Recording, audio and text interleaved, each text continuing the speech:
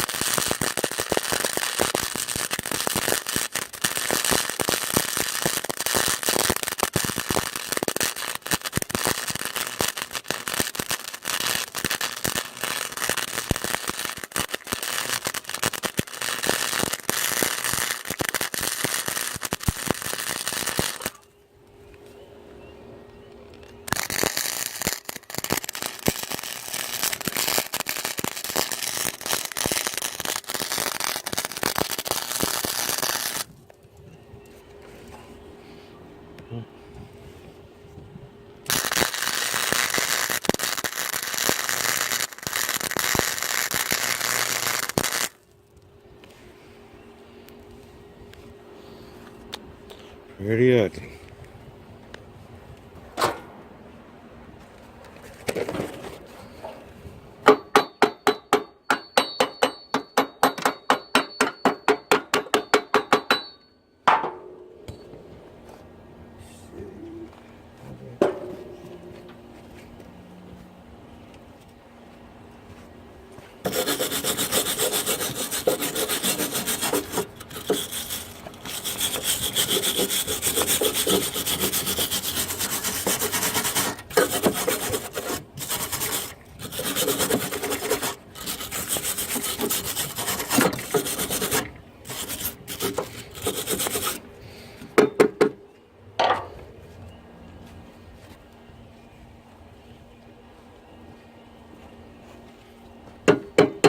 And it's on there.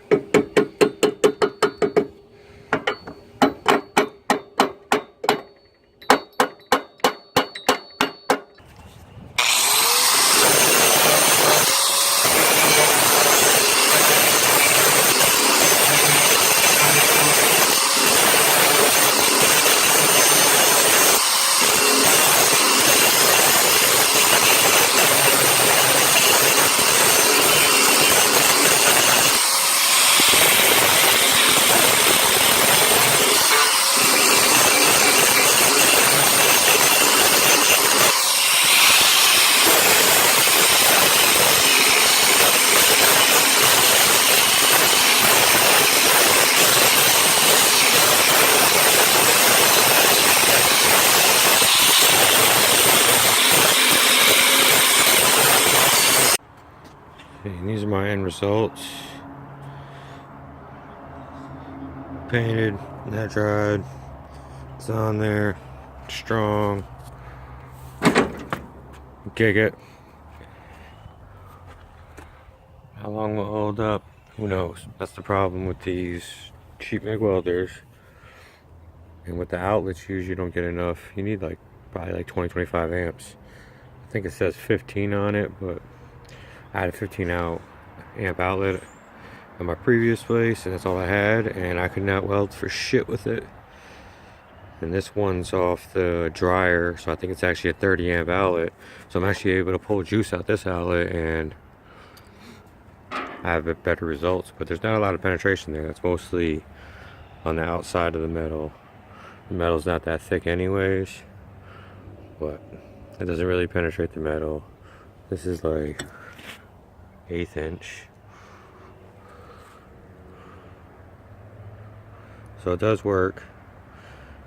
But this is more of the results you'd get from not having the experience to weld like a bunch of times. But I'm not an experienced welder, I'm not a good welder, so this is the type of results you're most likely going to get out of this machine in your hands.